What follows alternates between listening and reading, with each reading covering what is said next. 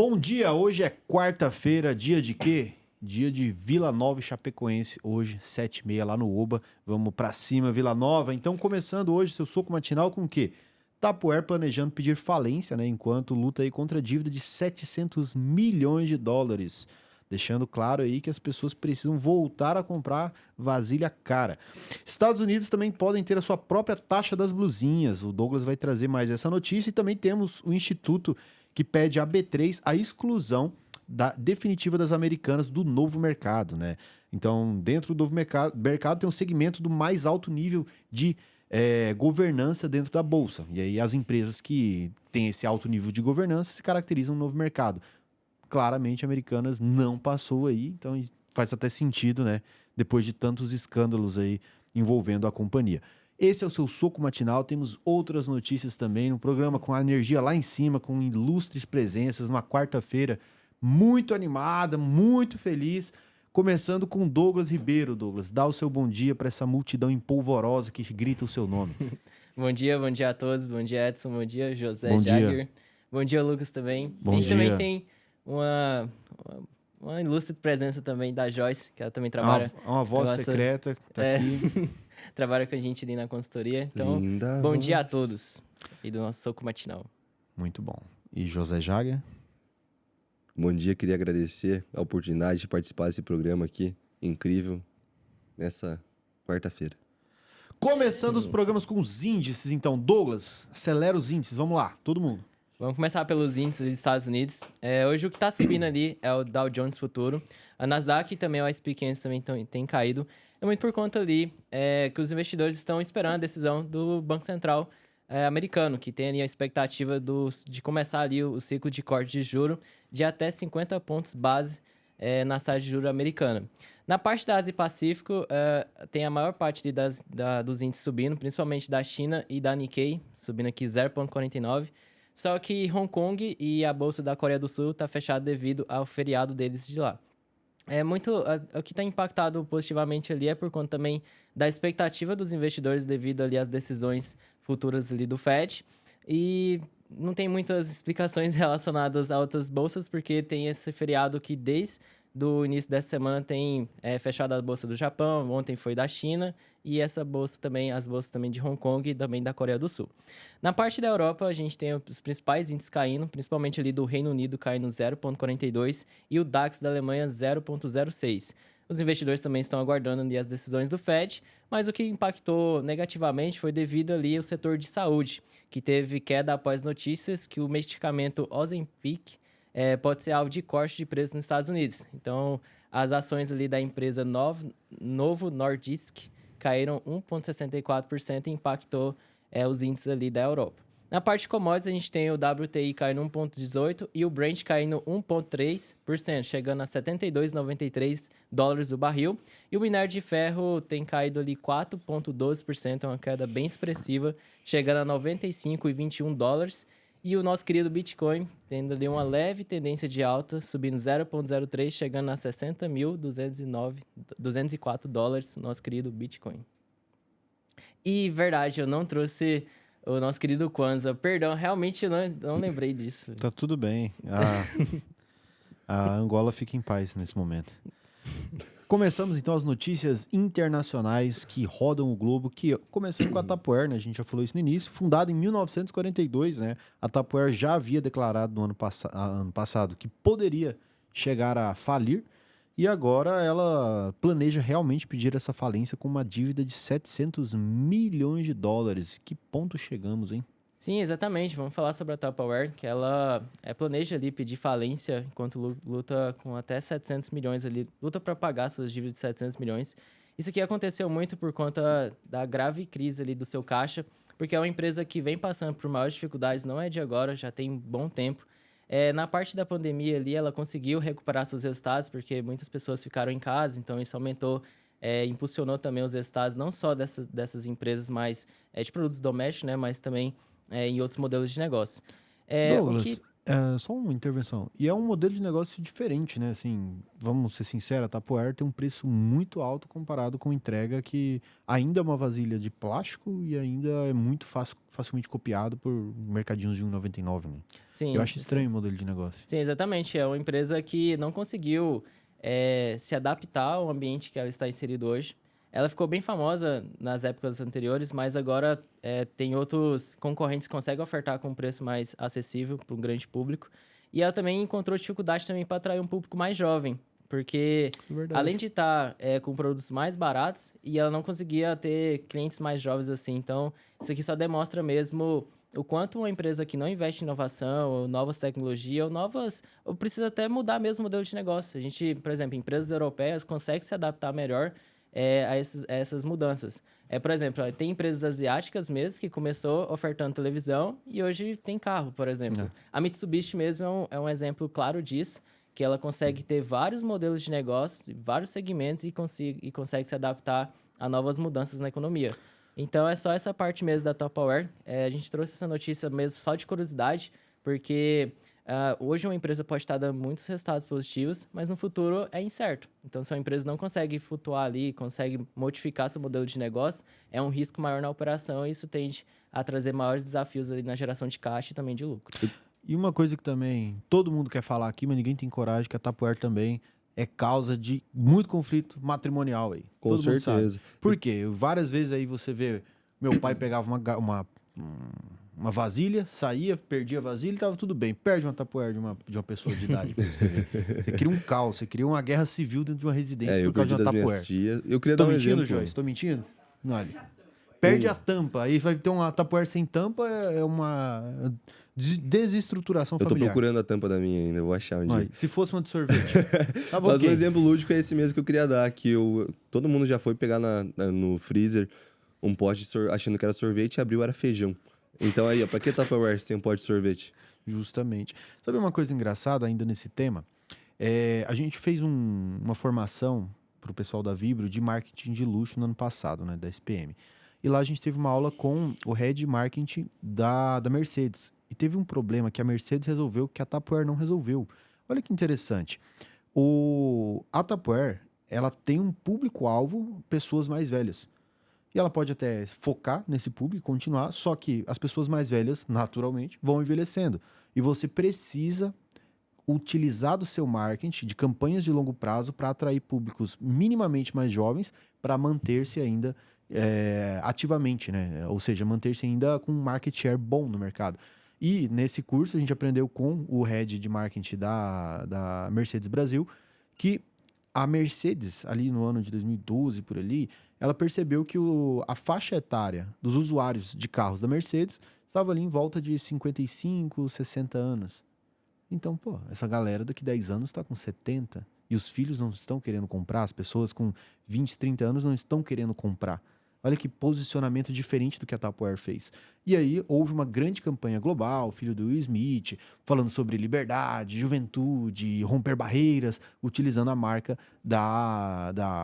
a marca Mercedes. da Mercedes. E assim conseguiram, depois de 6 meses de campanha, uma campanha global, uma campanha de posicionamento de brand de marca, abaixar a média etária de pessoas que utilizam o carro Mercedes. Então, o meu sonho é uma Mercedes, cara. Eu sou um cara jovem. Isso é um cara jovem, Tá olha meus isso. 25, 26 anos. Apesar quero de ter ter uma Mercedes. rodado no... E com os novos modelos, eles incluíram muito a questão de pegar o público feminino também. Também, Não era um público que não era. Mercedes, 10 anos atrás, Mercedes era um carro de velho, né? carro de velho, É isso. tiozão. Então, ó, vamos lá. Então, apesar de ter andado sem óleo, ter pegado muita estrada de... O José é um cara novo, mesmo ter passado por estrada de chão aí, ele já... Eu sou igual caminhão de prefeitura, sou bom de ano e ruim de lata. Estados Unidos pode ter a sua própria taxa de blusinha.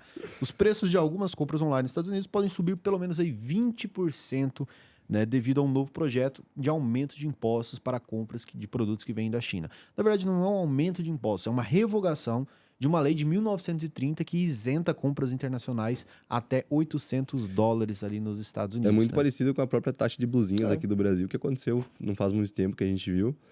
Porém, a nossa questão de taxas de blusinha aqui no Brasil foi para um mercado internacional para vir para cá. A questão do governo Biden é que é propriamente contra a China. Hoje, cerca de 18 18 milhões dos 88 milhões dos compradores da Shein, por exemplo, são dos Estados Unidos, ou seja, 24% dos compradores, dos clientes da Shein são americanos. E é um problema que o Biden estava vendo porque, por exemplo, uma média de uma blusa da Shein, da Alibaba, da Temu, custa em torno de 28, 30 dólares. E já uma varejista dos Estados Unidos produz uma camiseta, uma blusa, enfim, e revende a preços de 40 a 79 dólares. Então, o Biden viu isso como um problema, porque aí não movimenta a economia local, enquanto dá espaço para uma economia internacional, uma economia principalmente chinesa, que hoje está muito presente aqui na América. E com esse aumento de impostos, aí, ele espera que tenha uma diminuição nas vendas lá, para que o pessoal dos Estados Unidos comece a comprar realmente dentro do território nacional dos Estados Unidos da América. Nesses momentos me vem a voz do Manuel na cabeça, sentado nessa cadeira falando: ai, Estados Unidos, não é protecionismo econômico, você não era liberal. Eu queria ver ele falando isso com a voz do Sasuke, que só do ele Sasuke. tem, né? Dublador. Pra quem não sabe, Manuel foi dublador do Sasuke no Naruto Clássico, lá no Isso. SBT. Daí depois ele mudou de carreira e veio trabalhar aqui com nós ao VP. Então é isso, Estados Unidos aí novamente mostrando que o liberalismo tem um limite, que é até onde você começa a perder, né? Até perder mais mercado. De acordo com o Matheus Malheiros, existe um outro limite aqui, mas falta decoro, né? De acordo com o Matheus Malheiros, todo mundo é liberal até ir com a esposa no swing. Essa foi a frase do Matheus Malheiros. Não, meu. Vamos agora para as notícias nacionais do Brasil, porque o importa é o Brasil. Vamos lá. O Instituto Ibero-Americano, né, de Empresa pede definitivamente a exclusão da Americanas ali dentro do Novo Mercado, que é o Novo Mercado é um selo que você coloca para algumas empresas que têm um nível de governança, né, que seja autossuficiente para participar desse grupo seleto. Exatamente. Em janeiro, a B3 já havia excluído os títulos das Americanas de todos os seus índices, principalmente ali da carteira Easy, que era de sustentabilidade empresarial.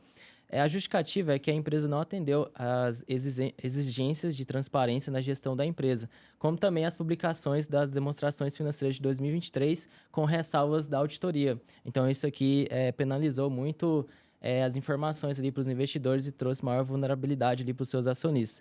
Outra coisa que destaca ali em relação a Americanas é que ela não fez nenhuma alterações nos seus estatutos, normas internas ou regulamentos que pudesse fortalecer as partes de estrutura de governança. Porque isso é muito importante no novo mercado, porque é o maior grau de governança das empresas. Então, quando uma empresa está nessa composição de carteira, quer dizer que ela tem maior transparência com o mercado. O que mais me preocupa muito nessa notícia é que, se for aprovado essa exclusão definitiva, a empresa pode resultar numa OPA, que é a oferta pública de aquisição das ações, que é como se fosse a empresa saindo do mercado e indo para o capital fechado. E aqui que mais preocupa, porque a empresa está com seu processo de reestruturação, a empresa tem feito estudo de viabilidade financeira para melhorar seus resultados e agora tem a possibilidade de fechar a capital. Então, assim, teve toda a quebra ali de valor para os acionistas, né? Porque caíram mais de 90% das ações desde o seu pico histórico. Ela está num processo de reestruturação e depois vem com essa nova medida aqui. Então, isso preocupa muito aqueles investidores, né? Porque já perderam seu capital. Se fechar o capital da empresa, vai ter maior dificuldade para ter novas aquisições ali de valores, né? No caso seria empréstimos mesmo, para ela se autofinanciar e melhorar seus resultados. Então, preocupa bastante. E, além disso, na época, a B3 multou 22 pessoas que estavam ligadas à administração da Americanas. Então, é um caso bem preocupante, curioso também e delicado, porque isso não envolve apenas os stakeholders de dentro da empresa, mas também de fora, como fornecedores, o próprio governo. Então, se ela perde aqui essa parte de transparência, isso penaliza todo mundo e é bem preocupante. Como será que fica, Douglas, esse último investidor que a gente viu aí nos últimos meses, que estava fazendo... Viu o patrimônio diluído. Sim, o cara era uma pessoa física, se não estou enganado, que ele estava fazendo muitas aquisições das ações das Americanas. A gente tem muita essa notícia aqui, nos últimos 2, 3 meses aí. Ele chegou a ter o quê? Uns 10% da empresa? Sim, a gente ficou apavorado, porque um cara comprando, tá apostando ali, né? E agora com essa notícia aí que vai ser do segmento Novo Mercado, o patrimônio do cara vai ser diluído, vai evaporar. Não, exatamente, e muda totalmente a expectativa dele. É claro que a administração de referência, né, que é o Jorge Paulo Lema, Marcelo Teles e o Beto Sucupira, vai permanecer, mas por estar em um mercado fechado, até para ele ter novas informações da empresa é um pouquinho mais difícil. Porque toda mudança de estrutura ou comunicado é repassado para o mercado, né, de forma instantânea. Agora, com o mercado fechado, ele pode ter uma dificuldade ali para encontrar as informações e a própria auditoria, né? Então, porque, por exemplo, se tem auditoria externa ali da empresa, tem a interna e tem a externa. Às vezes, a externa vai ser um pouquinho mais... vai demorar mais para ter as informações e ele vai ter que acreditar sempre na auditoria interna, que está todos os meses lá. Então, é muito ruim essa notícia e espero que as coisas melhorem ali para Americanas, porque ela tem um processo de reestruturação, então a gente torce ali para a recuperação da companhia. Além do fato de ter tantas pessoas que trabalham no Americanas, é uma empresa imensa no Brasil e uma empresa chegar a falir é uma perca de vários empregos e impostos também. É complicado isso aí, né, cara? Acelerando agora o programa, a gente chega a outra notícia nacional do Brasil, que é quem? A reforma tributária. A reforma tributária já é considerada um jabuti. O que é um jabuti, né? Esse termo no Congresso Nacional. É quando existe uma emenda, ou existe um projeto de lei muito grande, e todos os parlamentares começam a colocar emendas, ou seja, pedacinhos ali para tentar passar, que não tem a ver com o objeto principal, mas que consegue transitar dentro do Congresso Nacional, porque o projeto é muito grande. Então, como a gente está falando da grande reforma da Previdência, que já tem 30 anos, da Previdência não, tributária, que já tem 30 anos que está sendo discutida, que já foi aprovada a mudança, e agora só falta a regulamentação de como será essa mudança, Porque as mudanças também não são poucas, né, Edson? Porque a gente viu que foram mais de 1.200 mudanças depois do projeto original da reforma tributária. Exato, que são essas emendas tributárias, parlamentares, essas emendas que vão sendo colocadas por alguns parlamentares, tentando ali jogar a sua ideia, alguma coisinha, desde medicamentos, desde até medicamentos de disfunção erétil foi colocado. Então, esterco animal, militares. Todo mundo quer colocar ali, pegar um pouco desse monstro que virou a reforma tributária e colocar algo que beneficie algum lobby específico, né? Não isso tem um padrão, trava. né? Até isso é engraçado que não tem um padrão, sabe? É só isenção de coisa à toa, remédio de disfunção erétil. E toda isenção, apesar de ser boa para um segmento, faz com que, para ter uma reforma tributária totalmente completa, a gente precisa aumentar impostos em outra área. Então, complexo. Isso é feito para não dar certo, né? Porque a gente tem aí tantos deputados, tantos senadores, agora a proposta já está no Senado, né? Com mais de 1.200 alterações, com mais de 1.200 emendas, e isso faz com que a emenda não vai para cima, não segue. E a gente teve um bom projeto no final das contas. Por quê? Vamos lá, vamos entender uma coisa. A gente tem aí impostos que são federais, estaduais e municipais. Esses impostos é um manicômio, né? A gente tem aí, vamos comigo, me ajudem, o PIS, COFINS, IPI... IVA. IPA. Contribuição Social sobre o Lucro Líquido e Imposto de Renda de Pessoas Jurídicas. O IVA vem agora, que é o Imposto sobre o Valor Agregado. Esses 5 são federais. Aí a gente tem no âmbito estadual, a gente tem o grande que é o ICMS. ICMS. Né? E no municipal você tem ali o ISSQN, né? Que é o Imposto sobre Serviço. Então você tem 5 federais, dos grandes. 5 federais, você tem um grande estadual e um municipal. A grande questão é que a gente uniria todos esses impostos em um chamado IVA, né? Que seria o grande imposto, a gente teria a grande alíquota que a gente paga. E aí, as estimativas seriam que a gente vai ter, não mudando nada, mantendo isso, sem nenhum aumento, coisa que já está acontecendo, o maior IVA do mundo, né? Então, a gente, pela primeira vez, iria, né, caso essa proposta consiga passar finalmente, ver qual que é a alíquota efetiva de imposto que a gente paga sobre o consumo, sobre a nossa vida aqui. Esse IVA, né, dividido em IBS e CBS, sendo uma parte para a federação e outra parte para estados e municípios. Quando o Haddad assumiu o Ministério da Economia, ele disse que... O Ministério da Fazenda, agora no caso, ele disse que o IVA ia ser em torno de 26%. Hoje esse número, ele mesmo já admitiu que pode chegar a 28,5%. Então já está subindo 2%. E assim, de pouquinho em pouquinho a galinha vai enchendo o papo. E quem toma lá da cá é o povo, que a gente não vê um retorno desse imposto para a população. Essa reforma ela é boa, principalmente pelo fato, a reforma em si, né? Ela é boa porque ela vai simplificar o manicômio tributário que a gente tem. Isso faz com que melhore o país como um todo, como a gente já cansou de explicar aqui. Só que precisa passar. Se cada deputado começar a colocar 1, 2, 3, 5 emendas ali para agradar um lobby político específico, a gente trava aí e continua mais 30 anos. São 30 anos para aprovar isso, mano. Tá louco. É isso. A depressão, né? E mas não vamos pela falar primeira sobre. vez, a gente, em percentuais, vamos é possível considerar ali, comparar com a União Europeia, com países da OCDE. Sim, e agora a outros gente países. vai saber quando a gente paga. É, porque a gente já sabia que tínhamos as maiores alíquotas. Só que como era bem distribuído e o nosso pagamento é via produto, porque essa é uma grande discussão também.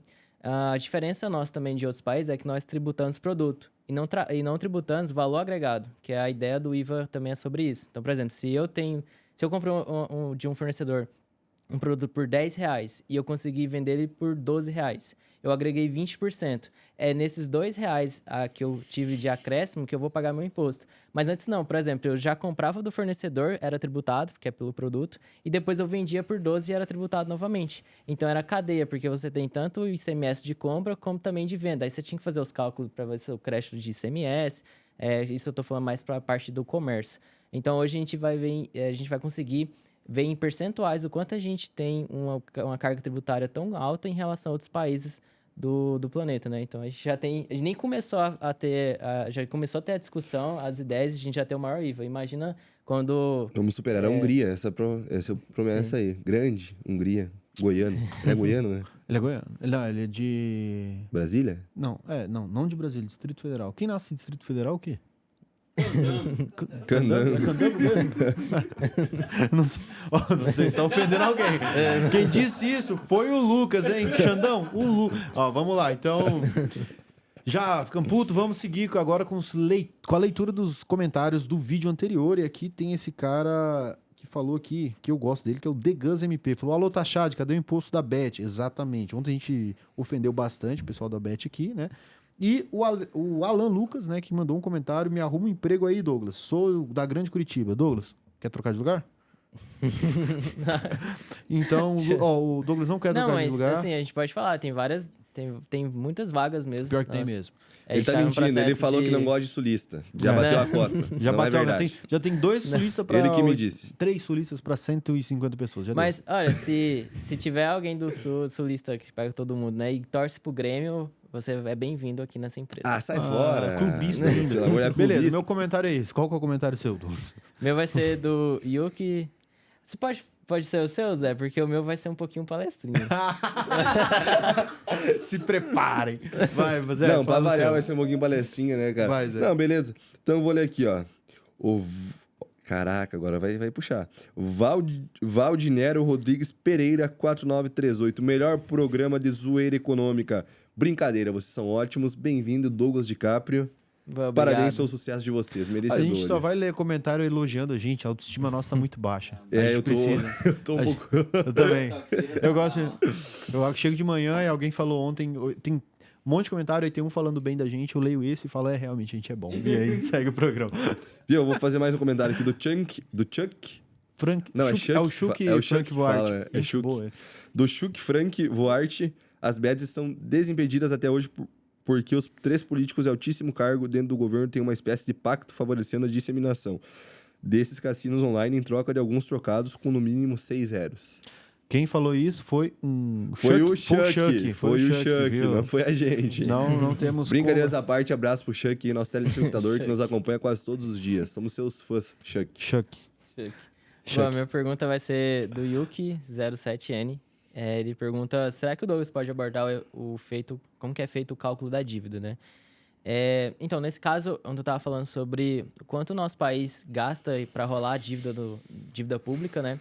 Nosso país tem uma estrutura muito interessante mesmo de dívida, por mais que tenha um endividamento um pouco mais alto, mas é em torno de 68,7% do nosso PIB. A maior dívida ali é em moeda corrente do nosso país. Então, para ele se endividar, ele não tem maior dificuldade ali em relação à Argentina, por exemplo. A maior parte da dívida da Argentina é em moeda internacional e em dólar. Por exemplo, como que você consegue calcular ali o custo da dívida? Geralmente, quando a gente vai fazer o WACC, a gente utiliza o KE e o KD. Nesse caso aqui, eu vou utilizar só o KD, que é o custo de dívida, que nada mais é que os juros nominais, ou seja, despesas financeiras com juro e financiamentos, dividido por dívida total ou saldo devedor. Eu peguei esses dados lá do Banco Central, então se você quiser ver esses dados, é só escrever estatísticas fiscais, Banco Central já vai utilizar, você vai já encontrar esses dados. No caso, o Brasil teve uns juros nominais ali pagos em consolidado de 869,8 bilhões e uma dívida pública de 7 trilhões. Então, como que a gente chega aqui nesse valor da dívida. Então, você vai dividir ali 869,8 bilhões por 7 trilhões. A gente encontra algo em torno de 12,43. Então, o que seria basicamente o fato, o quanto o Brasil gasta mesmo para se financiar, né? Quanto ele está pagando de juro para o investidor investir no nosso país e o quanto ele está conseguindo rolar essa dívida. Esse é um endividamento bem alto porque, por exemplo, um dos grandes desafios do nosso país é fazer investimento em infraestrutura. Não só em infraestrutura, mas em outras partes estratégicas. Então, quando eu pago uma alíquota dessa de 12,43%, isso aqui trava um pouco nossos investimentos, né? Tanto que até o governo atual ele foi fazer aqueles programas, por exemplo, o PAC, que é o Programa de Aceleração do Crescimento, eles queriam que baixasse a Selic justamente para você fazer novos investimentos, porque isso iria gerar maior renda, maior emprego ali, pelo menos no curto prazo seria bem interessante para a economia. Agora, se você quer ver a parte no mês, lá também tem esses dados. Por exemplo, o Brasil gastou o equivalente a 80,1 bilhões. Aí você também considera também o mesmo saldo devedor, que você vai encontrar 1,14% ao mês. Então, projetado em 12 meses de forma bem didática mesmo, você chegaria a um custo de rolagem de 13,68%. Bem alto, então até maior mesmo do que a Selic e o CDI. Então, isso que demonstra mesmo os desafios do nosso país. Seria só um cálculo bem básico mesmo para a gente compreender mesmo o quanto nós pagamos de juros, que não é só desse período, né? Se a gente for pegar uma série histórica, o nosso país sempre pagou muitos juros. Então, esse é um dos grandes debates que a gente tem até na faculdade mesmo, de economia, nessa parte de administração, o quanto o nosso país poderia crescer mais se pagasse menos juros para os seus credores. Justamente. Maravilha. E agora, né, vamos para as notícias não tão irrelevantes. Começamos com a CEMIG. Então, você aí, acionista da companhia da CMIG4, né? A empresa pagará 472 milhões de reais em JCP, juros sobre capital próprio. Então, prepara o bolso, vai pingar a moeda aí para você. Ainda dá tempo de posicionar, Douglas? Ou Sim, não? ainda dá tempo.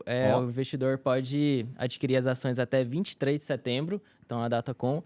E a data X vai ser dia 24 de setembro, que aí fica X. Na verdade, não seria dividendo, né? Vai ficar XJCPs. Só que o pagamento, aí no caso, vai ser para o ano que vem, que vai ser em 2 parcelas. Então, a primeira parcela dia 30 de junho de 2025 e a segunda parcela dia 30 de dezembro de 2025. Então, você que é investidor de CEMIG, fica posicionado para você ganhar esses proventos no próximo ano. Maravilha.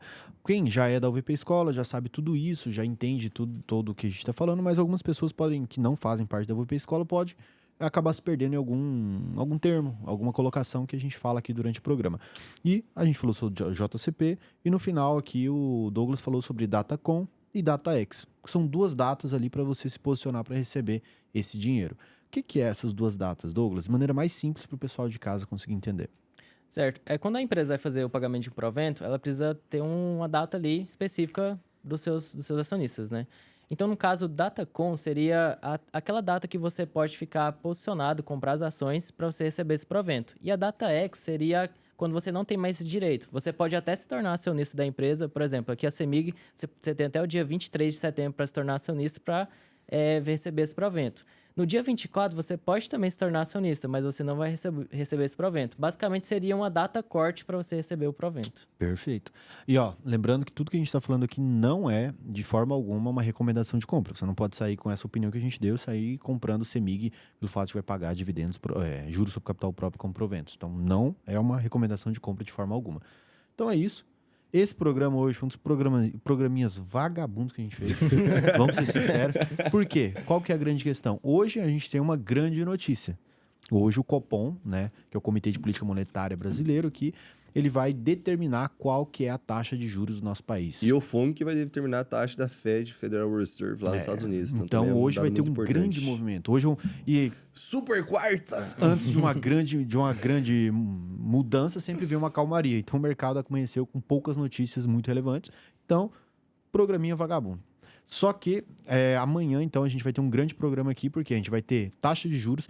E aí, eu tava vendo, cara, essa Selic, né, nesse posicionamento, tá muito, muito instável, né? Tem gente claramente afirmando que vai subir, tem gente falando que vai descer, tem gente que fala que vai manter. A gente sempre tem um posicionamento meio coerente, né? E o mercado já antecipa isso. Tem muito tempo que eu não vi o mercado tão inseguro quanto a decisão que a gente vai ter ali do Roberto Campos Neto. E aí, vai né? subir ou não vai subir? E também vai ser a última decisão do Roberto Campos Neto sobre a taxa de juros, né? Coitado do Robinho. É o vamos último. tirar o homem de lá. Depois, possivelmente, será ali o Galípolo que vai assumir. Vai subir ou vai cair? cupom. É isso que eu quero saber. assim. É isso que a gente quer saber. A gente vai saber, então, amanhã, pra quem é inscrito aí Tá, no vamos canal. fazer um bolão aqui. Um bolão? A Jogando- gente já fez ontem também. Mas eu vamos tenho fazer a hoje de mesma novo, vamos posição. fazer todo dia. Vai Qual? manter. Vai manter? Manter. Vai subir 0,25. Eu tô com o Douglas, vai manter. O Malheiros falou que é 0,25 e o Manuel Neto, que é mais arriscado, falou que é 0,25 também. Então, mas E é isso. vai subir Então, 0,25. amanhã acompanha aí, a gente vai trazer todas as mudanças. Quando muda a taxa de juros, cara, muda tudo. É um novo dia, o sol nasce diferente, né? E hoje a gente não pode finalizar um programa de tradição sem o recado final do Douglas Ribeiro. Então, vamos lá, vamos Ó, começar só pelo... um ponto, você monopolizou, né? O Zé nunca mais teve recado final, é só Malheiros e Douglas. Sim, só os dois. Mas tá bom, só... Só um reclamou, comentário. a gente não é contra o monopólio também. eu quero dar um recado final também. Lembrei agora. Depois Tá pode autorizado falar o também. teu. 2 recados Tá, finais. então, vamos começar então. Esse o meu é um pouquinho mais de curiosidade. Não sei como que o do Zé vai ser. Mas vamos imaginar que você vai viajar para um país e não sabe como é que tá o poder de compra desse país, ou como é que você consegue tá ali, conseguir comprar seus bens e serviços em outra região. Você pode utilizar o Big Mac Index, que no caso seria um estudo ali da revista The Economics, que ele utiliza o preço do Big Mac para ver se uma moeda está valorizada ou desvalorizada em relação ao Isso é seu legal, poder de uma compra. taxa de inflação de acordo com o McDonald's. Exatamente, porque ali ele utiliza a mesma prática, Faz né, sentido. de padrão de receita, né, para fazer o Big Mac, e você consegue fazer a paridade do poder de compra. Então, como que você vai chegar nesse cálculo? Você vai dividir ali o preço do Big Mac no país estrangeiro, por exemplo, vamos colocar aqui, que ele utiliza em referência aos Estados Unidos, então qualquer outro país vai ser estrangeiro. Então, vamos colocar exemplo aqui o Brasil, então pra gente seria um país estrangeiro pelo preço nos Estados Unidos. Então, por exemplo, vamos imaginar que aqui o Big Mac no Brasil custa R$20 e nos Estados Unidos $5. Então, você vai dividir ali R$20 por 5, você vai ter ali uma taxa implícita de 4.